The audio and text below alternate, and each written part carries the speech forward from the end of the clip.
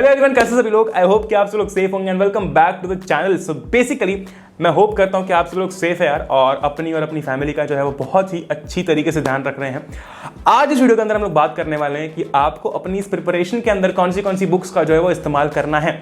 फिर भले ही वो फिजिक्स हो गया, फिर भले ही वो केमिस्ट्री हो गया। अब केमिस्ट्री के अंदर भी यार फिजिकल हो गया, ऑर्गेनिक हो गया, इनऑर्गेनिक हो गया, ठीक है। हम लोग हर एक पर्टिकुलर सब्जेक्ट की बात करेंगे। फिर हम बात करने वाले हैं मैथ्स की, ठीक। तो आज ये जो वीडियो रहने वाला है आपका, ये काफ़ी प्यारा वीडियो रहेगा, क्योंकि इसके अंदर आपके जो सीनियर्स है वो आपके साथ में शेयर करने वाले हैं कि कौन सी बुक्स है वो आपको इस्तेमाल करनी चाहिए, उनका इन बुक्स के साथ क्या एक्सपीरियंस रहा है, या फिर किसी और बुक के साथ उनका क्या एक्सपीरियंस रहा है, ठीक है, और कैसे उन्होंने अपना जो स्कोर है वो अचीव किया था इन बुक्स को फॉलो करके, ठीक है। तो ये वीडियो काफी प्यारा है, थोड़ा सा लंबा वीडियो हो सकता है, बट मैं आपको रिकमेंड करूंगा कि आप इस वीडियो को 1.5x स्पीड पर देखें। अगर आपके पास समय नहीं है तो अगर समय है तो नॉर्मल स्पीड पर ही देखना, ठीक। और मैं उम्मीद करता हूं कि आप ये वीडियो आखिर तक देखेंगे, क्योंकि बीच में इस वीडियो को छोड़कर मत जाना, क्योंकि half knowledge is very dangerous, ये चीज सबको पता है। इसी के साथ साथ अगर अभी तक आपने चैनल को सब्सक्राइब नहीं किया है तो लाल बटन है यार, सब्सक्राइब करना मत भूलना, बेल आइकन को प्रेस करना मत भूलना, ठीक। एंड अगर आपको कोई भी अपडेट्स चाहिए इस चैनल से रिगार्डिंग, तो आप मुझे या फिर पढ़ले को इंस्टाग्राम पर, टेलीग्राम पर फॉलो कर सकते हैं, ठीक है। सो बिना किसी देरी के हम लोग स्टार्ट करते हैं। कौन सी बुक्स आपको फॉलो करनी है, क्या क्या चीज़ आपको फॉलो करनी है, बहुत मजा आने वाला वीडियो के अंदर। तो बिना किसी देरी के स्टार्ट करते हैं।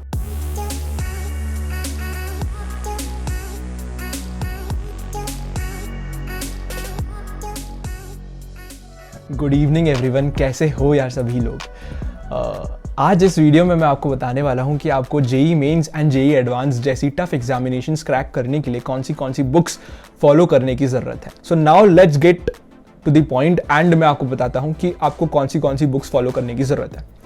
फिजिक्स में अगर आपको आपके जेई मेंस में 99+ परसेंटाइल स्कोर करना है, तो there are 2 books which are self sufficient for you to do that, ठीक है। आप 2 बुक्स की मदद से 99+ परसेंटाइल ला सकते हैं। आपको ज़्यादा बुक्स सॉल्व नहीं करनी है, आपको एक ही बुक को सॉल्व करना है और उसे बहुत ही इफेक्टिव तरीके से सॉल्व करना है। ऐसा नहीं करा कि बुक खोली और सॉल्व्ड एग्जाम्पल देखे जा रहे हैं। सॉल्व्ड एग्जाम्पल देखने से आपकी लर्निंग नहीं होगी, बहुत कम लर्निंग होती है, which is not effective and not worth our time. हमें क्या करना है, हम अगर किसी भी बुक को सॉल्व कर रहे होंगे तो सबसे पहले उसकी जो सॉल्व्ड एग्जाम्पल है उसको हम खुद से सॉल्व करने की कोशिश करेंगे। उसके बाद हम उनका सॉल्यूशन देखेंगे और फिर देखेंगे कि हमारी क्या गलती थी, हमने किस तरीके से सोचा। सॉल्यूशन जिन भैया ने बनाया है, जिस इंसान ने बनाया है, वो किस तरीके से सोच रहा था, उस तरीके से हम हमारा दिमाग लगाने की कोशिश करेंगे, तब हमारी जो है मैक्सिमम आउटपुट हमें मिल रहा होगा, ठीक है। तो अब हमें कौन सी 2 बुक्स करना है भैया। तो यार अगर आप एक नॉर्मल स्टूडेंट हो and you want to score 99+ percentile in JEE Mains, in fact ये जो 2 बुक है उनको सॉल्व करके यू कैन स्कोर 99.9 परसेंटाइल भी, ठीक है, in JEE Mains. In fact 100 percentile भी पॉसिबल है काफ़ी सारी पेपर में। तो अगर कुछ बहुत ही आउट ऑफ द ब्लू एक आध क्वेश्चन नहीं आया, जो कि नहीं आ रहे हैं, जेईई मेंस के जो पेपर इस साल के आए हैं, those were a cake walk, ठीक है। अगर आपने थोड़ी भी डिसेंट प्रिपरेशन करी है तो आपके काफ़ी सारे मार्क्स आएंगे उस पेपर में। इनफैक्ट आप सारे के सारे क्वेश्चंस करके भी आ सकते हो, अगर आप उस तरीके से प्रिपरेशन करेंगे, उन बुक्स को फॉलो करेंगे जो मैं आपको बताने वाला हूँ, ठीक है। तो भैया बहुत सारा सस्पेंस हो गया है, कौन सी 2 बुक फॉलो करनी है। तो यार आपको एक बुक फॉलो करनी है विच इज़ एच.सी. वर्मा, ठीक है। ये बुक सबको फॉलो करनी है। एच.सी. वर्मा सर की जो बुक है which is concepts of physics, ये सबको फॉलो करनी है। इसको सॉल्व किस तरीके से करना है, सबसे पहले हमको इसकी जो थ्योरी है उसको स्किप कर देना है। थ्योरी स्किप क्यों करेंगे, क्योंकि हमारे पास बहुत सारा टाइम नहीं है, और जो इसकी थ्योरी है वो आपकी क्लास में ऑलरेडी कवर्ड होगी, इसलिए अपना जो टाइम है वो और वेस्ट करने की ज़रूरत नहीं है। हम सीधे इसके जो सॉल्व्ड एग्जाम्पल्स हैं उन पे आएंगे। इसके जो सॉल्व्ड एग्जाम्पल्स हैं, जो एच.सी. वर्मा सर की बुक है, उसको हमें देखना है, उसके क्वेश्चंस जो है उसको खुद से सॉल्व करने की कोशिश करना है। उसके बाद हम इसके सॉल्यूशंस देख रहे होंगे। जो सॉल्व्ड एग्जाम्पल्स है एच.सी. वर्मा सर की बुक में, वो कम होते हैं कंपैरेटिवली टू द एक्सरसाइज, लेकिन ये ज़्यादा इफेक्टिव हैं। ये पूरे चैप्टर का बहुत अच्छा ओवरव्यू देते हैं and these few questions make sure कि उस चैप्टर के ऑलमोस्ट सारे कॉन्सेप्ट्स जो हैं वो कवर हो रहे हो। इसलिए एच.सी. वर्मा सर की जो बुक में जो सॉल्व्ड एग्जाम्पल्स होते हैं वो काफ़ी इफेक्टिव होते हैं, वो सबको सॉल्व करना है। ये सॉल्व करने के बाद हम एक्सरसाइज पे जाएंगे, और जब हम एच.सी. वर्मा सर की जो सॉल्व्ड एग्जाम्पल्स हैं उनको खुद से सॉल्व करने की कोशिश कर रहे होंगे, तो हमें जो एक्सरसाइज है वो आयरॉनिकली काफ़ी आसान लगेगी, ठीक है। आपका काफ़ी कॉन्फिडेंस जो है वो बूस्ट हो जाएगा। आपको ये एक्सरसाइज आप फटाफट कर लेंगे लास्ट के क्वेश्चन में हो सकता है कुछ बच्चों को थोड़ी प्रॉब्लम आए, बट अगेन एच.सी. वर्मा सर की बुक के सॉल्यूशंस आते हैं, वो आपको देखना है। लेकिन कब देखना है? जब हमने बहुत दिमाग लगा लिया, एक क्वेश्चन में एटलीस्ट 20 मिनट्स दे दिए हमने जो हमसे नहीं बन रहा है, उसके बाद हम सॉल्यूशंस देख रहे होंगे, ठीक है। अगर बहुत ही ईजी क्वेश्चन है और कुछ उसमें क्लिक करने वाली चीज़ है तो थोड़ा जल्दी भी सॉल्यूशन हम देख सकते हैं। लेकिन अगर अच्छा क्वेश्चन है, लेंदी क्वेश्चन है, तो उसमें एटलीस्ट 20 मिनट्स जो है वो हमें टाइम देने की ज़रूरत है, ठीक है। तो अभी मैंने आपको बता दिया कि आपको एच.सी. वर्मा कैसे सॉल्व करना है। This was our first book. अब मैं आपको दूसरी बुक बताने वाला हूँ जिसकी मदद से आपका जो फिजिक्स है वो ऑलमोस्ट पूरा सॉर्ट हो जाएगा। आप कोई भी परसेंटाइल जेईई मेंस में लाने के लिए एलिजिबल हो जाएंगे, ठीक है। तो जो दूसरी बुक है वो आइदर ऑफ दोज जो मैं आपको बताने वाला हूँ वो हो सकती है। It can be either Arihant D C. Pandey sir की जो बुक आती है, और it can be Cengage's B M. Sharma. आपको एच.सी. वर्मा सर की बुक करनी है, उसके बाद आपको आइदर ऑफ डी.सी. पांडे और हमारी सिंगेज पब्लिकेशन की जो बुक आती है ऑफ बी.एम. शर्मा वो सॉल्व करनी है, ठीक है। इन दोनों को हम सॉल्व नहीं कर सकते हैं, it is almost impossible to solve. और अगर कोई बच्चा कर पा रहा है तो आई एम 100% श्योर कि उसकी जो दूसरे सब्जेक्ट्स है वो अफेक्ट हो रहेंगे, वो खाली फिजिक्स पढ़ते रह जाएगा। और इस तरीके से हमको हमारी प्रिपरेशन नहीं करनी है, ठीक है। हमें तीनों ही सब्जेक्ट्स में बैलेंस बना के रखना है, ठीक है। इस वजह से हमें फिजिक्स में जो है ये दोनों बुक्स सॉल्व नहीं करनी है। तो अगेन क्या सॉल्व करना है हमें?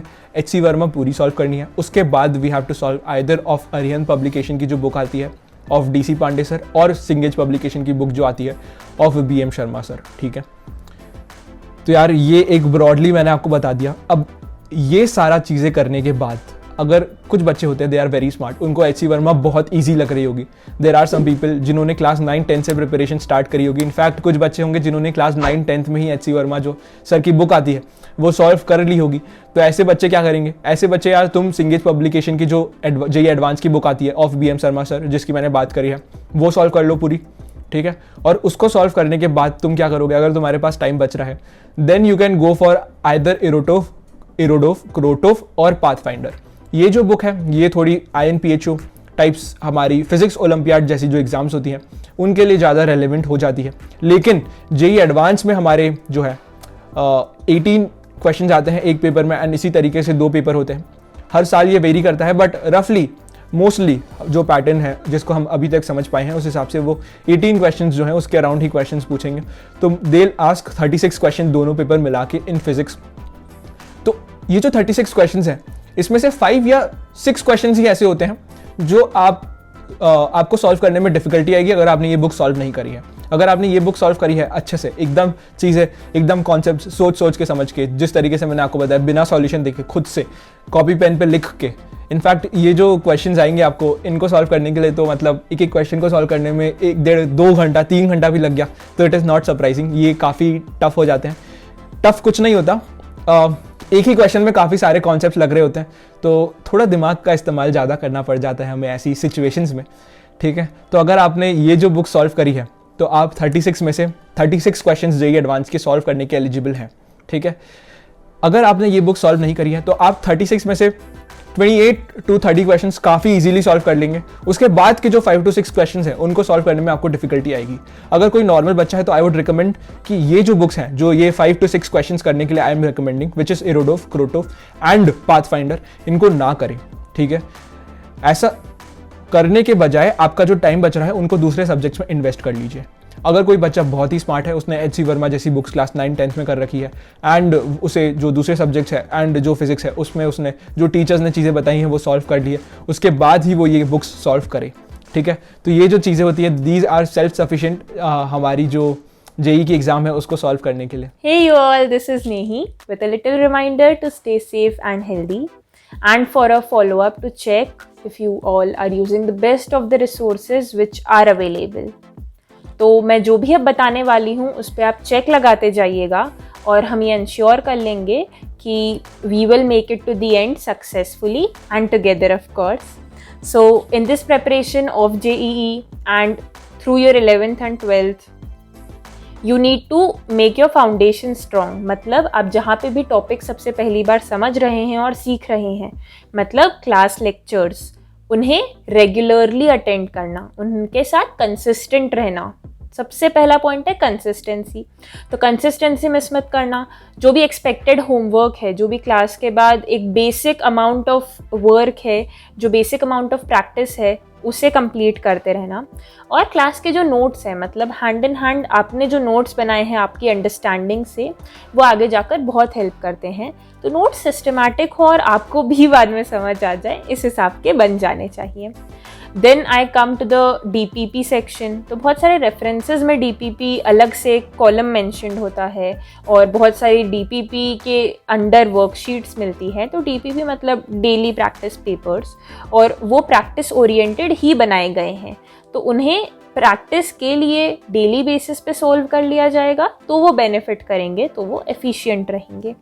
उसके बाद जो हमारी टेस्ट सीरीज़ है वो इम्पॉर्टेंट इसलिए है क्योंकि knowledge and preparation are two different things. तो नॉलेज होने से एग्ज़ाम का इन्वायरमेंट के लिए प्रिपेयर होना नहीं हो सकता है, इसलिए टेस्ट देना, उन 3 घंटों में सिंसियरली सारे क्वेश्चंस अटेम्प्ट करना और जो भी क्वेश्चन का डिफ़िकल्टी लेवल है उसे मैच करना, ये सारी चीज़ें इम्पॉर्टेंट है। और हमारी टीम की पूरी कोशिश रहती है कि हम जो भी टेस्ट सीरीज़ आपके लिए डिज़ाइन करें, वो आप जिस पेपर के लिए अपीयर करने वाले हैं उसे क्लोजली रिजेंबल करें।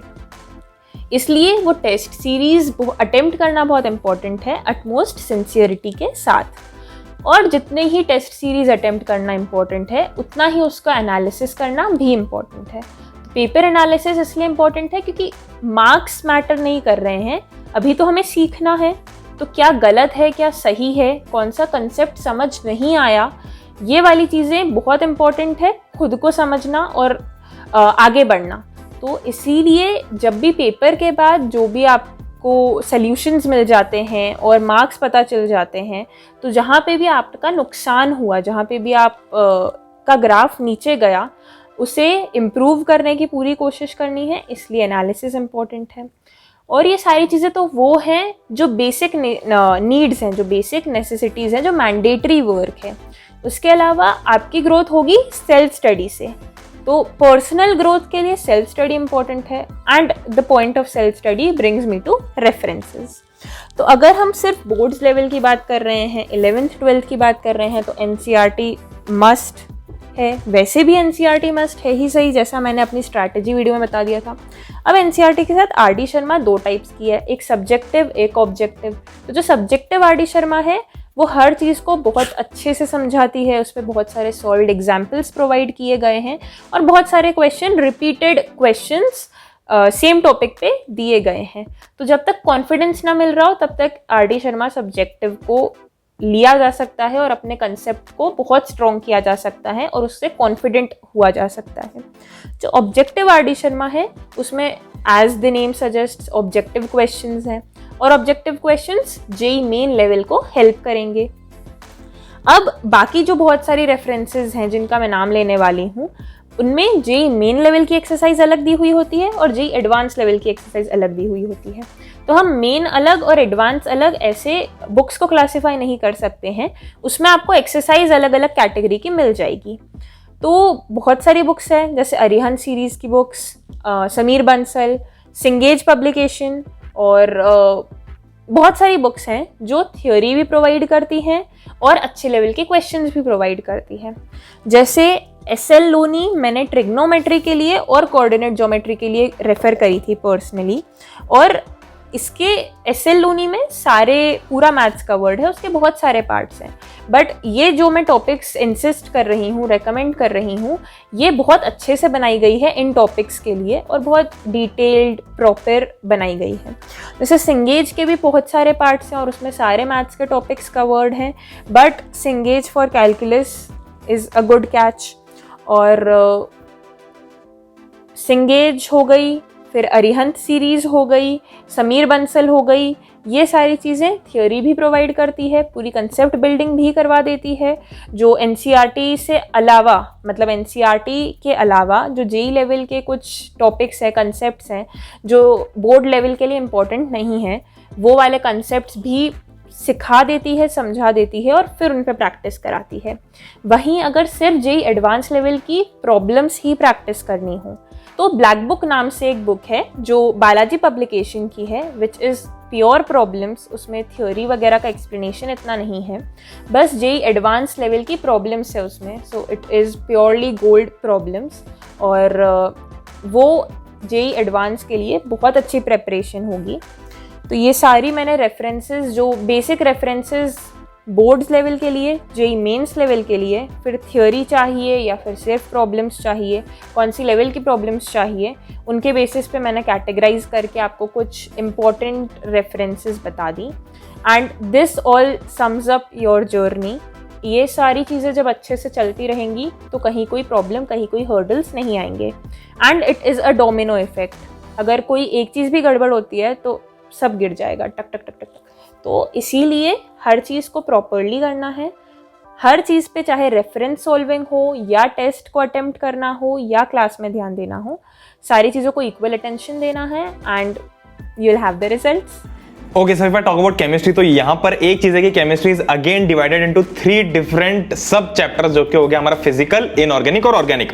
तो देखो सबके लिए यार अलग अलग टाइप की बुक्स हैं जो रिकमेंड करते हैं, बट यहाँ पर जो भी बुक्स है जो कि बेस्ट हैं, जो कि ज्यादातर फेमस हैं, जो हो सकता है तुमको नहीं पता, क्योंकि जनरली स्कूल में ऐसा होता है कि सीनियर जूनियर साथ में रहते हैं तो हम पता लगा लेते हैं कि ये बुक है। बट अभी चूंकि ऑनलाइन चल रहा है तो हो सकता है कि अगर तुम्हें नहीं भी पता हो तो भी जो भी बुक्स हैं उनकी एग्जैक्ट लिंक डिस्क्रिप्शन में मिल जाएगी तुमको। अगर तुम्हारे लॉकडाउन भी, तुमको लगता है कि बाहर जाके लाना सेफ नहीं है, अगर आसपास दुकान है तो वेल एंड गुड, बट अगर तुमको चाहिए कि यार बुक्स बिल्कुल घर पे आए तो डायरेक्ट लिंक है डिस्क्रिप्शन के अंदर, तुमको कोई ढूंढना नहीं, तुमको क्लिक करना और परचेज करना है। Amazon की लिंक्स मिल जाएगी तुमको डायरेक्ट। तो अगर ये बात करता हूं यहां पर तुमसे सबसे पहले फिजिकल के बारे में, तो यहां पर सबसे पहले तुमको एनसीईआरटी चाहिए। एनसीईआरटी इज मस्ट, और ऐसा नहीं कि बिल्कुल लास्ट में कर रहे हैं, तो एनसीईआरटी से तुम्हारा कॉन्फिडेंस बहुत बूस्ट होगा।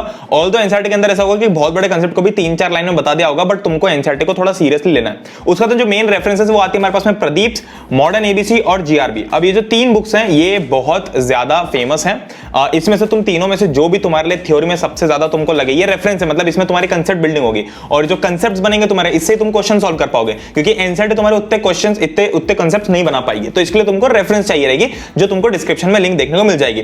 फिर हमारे पास में आती है न्यूमेरिकल्स के लिए। अगर तुमको न्यूमेरिकल्स की प्रैक्टिस करनी है तो एन अवस्थी करके बुक आती है, जो कि सिर्फ और सिर्फ न्यूमेरिकल्स के लिए, उसमें थ्योरी नहीं है, उसमें तुमको सिर्फ क्वेश्चंस देखने को मिलेंगे। फिर हमारे पास में एक बुक है पियर्सन। अगर तुमको थ्योरी के लिए चाहिए तो पियर्सन एक बुक है जो कि फॉरेन राइटर की है, तो इसलिए उसके अंदर एक खासियत है कि उसमें बिल्कुल थ्योरी बिल्कुल स्पून फीड की हुई है, बिल्कुल ऐसे बिल्कुल चम्मच से पिलाई है तुमको थ्योरी, इतनी शानदार भाषा में लिखी हुई थ्योरी है। फिर अगर मैं आता हूं सिंगेज के ऊपर, तो सिंगेज को हम मिस नहीं कर सकते, क्योंकि Cengage is one of the most important books. अगर तुमको थोड़ा एडवांस साइड में जाना है तो सिंगेज बुक डेफिनेटली तुम्हारे लिए बहुत नेसेसरी, क्योंकि इसके अंदर तुम्हारे मेनली क्वेश्चंस होंगे। और दूसरी चीज कि 1 महीने तक तुमको ये बुक ज्यादा अच्छे से समझ में नहीं आएगी, बट बहुत टफ भी लगेगी तुमको, बट धीरे धीरे प्रैक्टिस के साथ में हम सिंगेज को भी सही कर सकते हो। तो सिंगेज इज डेफिनेटली अ मस्ट अगर तुमको थोड़े हाई लेवल के क्वेश्चन सॉल्व करने हैं तो। फिर एक और बुक है पी बहादुर। अब अगर मैं बात करता हूं इनऑर्गेनिक के बारे में, तो इनऑर्गेनिक ऐसा है कि यार इनऑर्गेनिक में तुमको याद बहुत सारी चीजें करनी है, बिल्कुल रटने, मतलब बहुत सारे लोग बोलते हैं रटने जैसा है, तो हाँ, बट देखो तुमको समझना भी है, बट बहुत सारी चीजें तुमको ऐसे अपने रिकॉल मेमोरी में भी डालनी है, जो कि हो सकता है कि तुमको एज इट इज याद रखना पड़ जाए कि भैया ये ऐसा होता है। कंसेप्ट बना लोगे तो भी तुमको याद तो रखना पड़ेगा। तो उसके लिए अगेन देखो एनसीईआरटी, तो तीनों के लिए मैं तुमको पहले बता दूं, एनसीईआरटी इज वेरी इंपॉर्टेंट, ठीक है। एनसीईआरटी के अंदर कई बार जैसे जेई मेन टाइप के जो कुछ कंसेप्ट्स है वो भी एनसीईआरटी में से आ जाते हैं।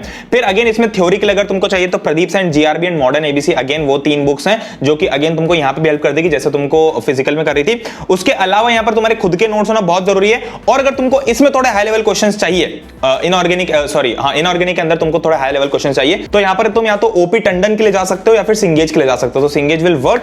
और उसके अलावा अगर मैं तुम लोगों को बताऊं तो ओसवाल की भी बुक है, जो कि हमारे पास में बहुत ही शानदार क्वेश्चन बैंक टाइप की बुक है, जिसके अंदर सबसे अच्छी बात है कि तुमको पहले थ्योरी को बहुत अच्छे से उन्होंने एक फ्लो चार्ट बना के दिया है, मतलब ऐसे बहुत सिंपल तरीके से, ऐसे एक शुरू के 3-4 पेज में पूरे चैप्टर के एक समरी को एक फ्लो चार्ट के रूप में बना के दिया है कि ये ऐसा, ये ऐसा, ये ऐसा, ये ऐसा। फिर उसके बाद में पूरे क्वेश्चन है जो कि इसमें प्रीवियस ईयर क्वेश्चंस भी हैं, क्वेश्चन बैंक भी है, फिर उसके बाद में मॉक टेस्ट वगैरह भी है, मॉक टेस्ट पेपर्स भी हैं ओसवाल के। तो जो ओसवाल के जो मॉक टेस्ट पेपर्स है, ओसवाल के जो ऐसे पेपर्स है जिसमें तुम प्रीवियस ईयर की प्रैक्टिस कर सकते हो, और साथ में जो क्वेश्चन बैंक वाली बुक है उनकी भी लिंक्स डिस्क्रिप्शन में तुमको मिल जाएगी, तो तुम ये ओसवाल वाली बुक्स भी चेकआउट कर सकते हो। अगेन सिंगेज तो इसमें है ही इनऑर्गेनिक में। अब अगर हम आते हैं ऑर्गेनिक के ऊपर, तो भाई ऑर्गेनिक ऐसी चीज है जिसको तुमको समझना ही पड़ेगा, उसमें तुम रट के कुछ नहीं कर सकते, उसमें तुमको कंसेप्ट समझना पड़ेगा, बिल्कुल मैथ जैसा है वो, ठीक है। मैथ के अंदर क्या होता है कि ये कंसेप्ट है, ये थ्योरम है, इसके हिसाब से 50 क्वेश्चन बनेंगे, तो इसमें भी एक थ्योरम है, एक टॉपिक है, एक कंसेप्ट है, उसके हिसाब से ये क्वेश्चंस बन सकते हैं, तो वो तुमको समझना ही पड़ेगा। एनसीईआरटी इज अगेन इंपॉर्टेंट इसके अंदर, ठीक है, क्योंकि अगर मैं 12th की बात करूं तो 12th, हालांकि मैं 11th की बात करें, बट 12th बोर्ड्स के अंदर ये है कि एनसीईआरटी अगर तुमने कर ली तो तुमको बाहर से ढूंढने की जरूरत नहीं, स्पेशली फॉर 12th बोर्ड्स, ठीक है। बट अगर मैं बात करूं तुमसे कंसेप्ट बिल्डिंग की, तो यहां पर सबसे ज्यादा जरूरत है तुमको कंसेप्ट बनाने की, और एनसीईआरटी के अंदर ज्यादा डिटेल में कंसेप्ट नहीं दिया हुआ है। तो अगेन गो फॉर प्रदीप और जीआरबी, ये जो बुक्स हैं तुमको रेफरेंसेस में बहुत अच्छे तरीके से हेल्प करेगी। अगर तुमको क्वेश्चंस करने ऑर्गेनिक के तगड़े वाले अच्छे क्वेश्चंस करने, तो तुम हिमांशु पांडे बुक आती है, हिमांशु पांडे ऑथर का नाम है, वो बुक आती है, उसकी भी लिंक तुमको डिस्क्रिप्शन में मिल जाएगी। फिर अगर तुमको थोड़ी सी अबव बेसिक लेवल जाना है, मतलब तुमने इतना बेसिक और अच्छा लेवल कर लिया और तुमको थोड़ा सा और एडवांस्ड करना है अपने आप को, तो तुम्हारे पास में एमएस चौहान करके एक बुक आती है, वो तुम रेफर कर सकते हो। Again very nice book, description में तुमको लिंक मिल जाएगी। और अगेन इसमें भी तुम्हारे खुद के नोट्स होना बहुत जरूरी है, ठीक है। खुद के नोट्स से फायदा यह है कि जब तुम 2 साल बाद खुद के नोट्स उठा के देखोगे तो तुमको फील आएगी कि अच्छा ये मैंने लिखा है, ठीक है। ऑल्दो तुमको पढ़ने के ऊपर 11th के हैंड रिटन नोट्स बहुत अच्छी हैंडराइटिंग में, बहुत अच्छे प्रेजेंटेशन के साथ, बहुत अच्छी कंसेप्ट बिल्डिंग के साथ, बिल्कुल बहुत अच्छी लेवल के नोट्स तुमको देखने को मिल जाएंगे। तो वो नोट्स तुमको डेफिनेटली पढ़ना है, बट उसके अलावा तुमको खुद के नोट्स, अपने हाथ के नीचे से लिखे हुए नोट्स की बहुत ज्यादा जरूरत है। तो मेक श्योर कि तुम जितने भी सब्जेक्ट्स हैं, फिजिक्स हो गया, केमिस्ट्री हो गया, मैथमेटिक्स हो गया, तीनों सब्जेक्ट्स की एग्जैक्ट लिंक्स तुमको डिस्क्रिप्शन में मिल जाएगी। तुमको कहीं भी घूमना नहीं है, जो डायरेक्ट लिंक तुम क्लिक करोगे उस तुम परचेस कर सकते हो। एंड ओसवाल की जो मैंने तुमको बुक बताई वो सिर्फ केमिस्ट्री के लिए नहीं है, वो तुम्हारे पास में फिजिक्स के लिए भी अवेलेबल है, मैथ्स के लिए भी अवेलेबल है, तो वो भी तुम चेकआउट कर सकते हो। तुमको डिस्क्रिप्शन में उसकी भी लिंक मिल जाएगी। तो या ऑलराइट, सो गाइज, आप सभी लोगों के लिए सारी बुक्स की जो लिंक्स हैं वो नीचे डिस्क्रिप्शन में डाल दी गई हैं। आप वहां से जाकर उन्हें बड़ी ही आसानी से परचेज कर सकते हैं। तो बस आई होप कि आप सभी लोग सेफ होंगे। जय हिंद, वंदे मातरम, एंजॉय करो। We will meet in the next one. Till then, good bye.